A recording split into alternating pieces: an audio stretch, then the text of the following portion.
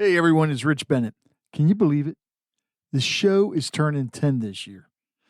I am so grateful for each and every one of you who've tuned in, shared an episode, or even joined the conversation over the years.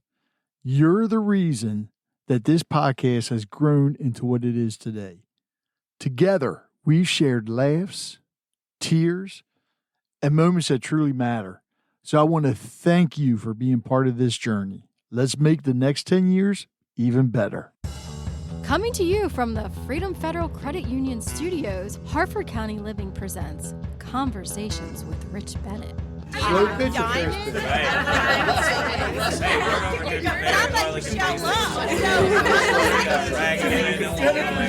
Not like to show love. It's probably the sexy part of organizing. It's okay. No. It's The fine. truth is, Today, we're talking about one of the most significant days in American history, Independence Day, celebrated every year on the 4th of July. It's a day of parades, barbecues, and fireworks, but it's also a day with a deep and meaningful history that's worth exploring. To truly appreciate the 4th of July, we need to go back to the beginning.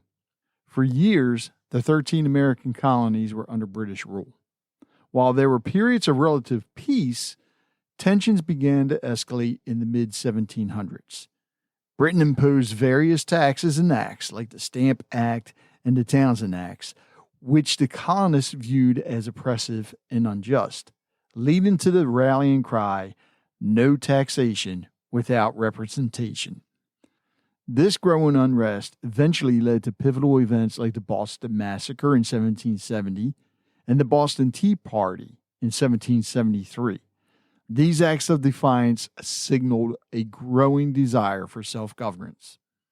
The movement for independence gained momentum, and in June of 1776, the Continental Congress appointed a committee of 5 to draft a document that would formally declare the colony's separation from Great Britain. This committee included some of the most influential figures of the time: John Adams, Benjamin Franklin, Roger Sherman, Robert R. Livingston, and most notably, Thomas Jefferson, who was the primary author of the Declaration. On July 2nd, 1776, the Continental Congress voted to approve the resolution for independence. 2 days later, on July 4th, 1776, the Declaration of Independence was officially adopted. This wasn't just a breakup letter to King George III. It was a powerful philosophical statement. It declared that all men are created equal and endowed with certain unalienable rights, including the rights to life, liberty, and the pursuit of happiness. It was a revolutionary idea for its time and laid the groundwork for the United States as we know it. So how did people celebrate this momentous occasion back then? The first Independence Day celebrations were quite different from what we see today. In 1777, Philadelphia held the first annual commemoration of Independence Day. There were bonfires, parades, and the ringing of bells.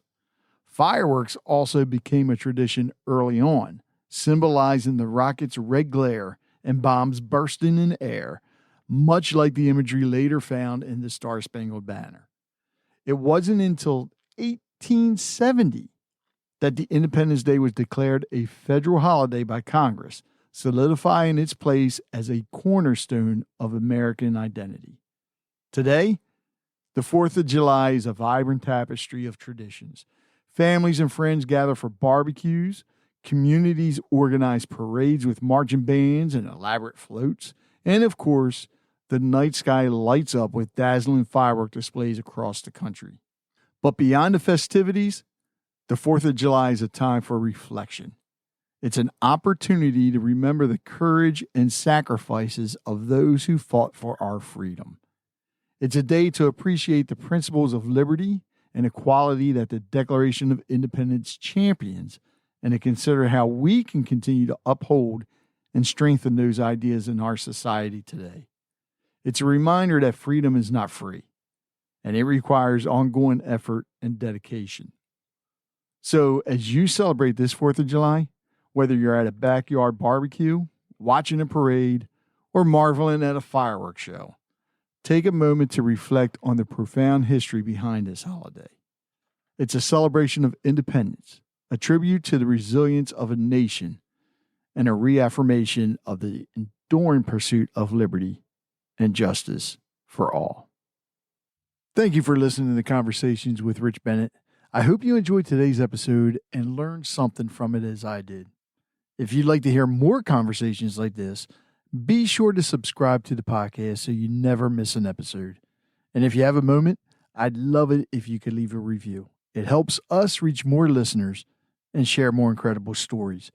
Don't forget to connect with us on social media or visit our website at conversationswithrichbennett.com for updates, giveaways, and more. Until next time, take care, be kind, and keep the conversations going. You know, it takes a lot to put a podcast together, and my sponsors help out a lot, but I also have some supporters that actually help me when it comes to the editing software, the hosting, and so forth. There's a lot that goes into putting this together.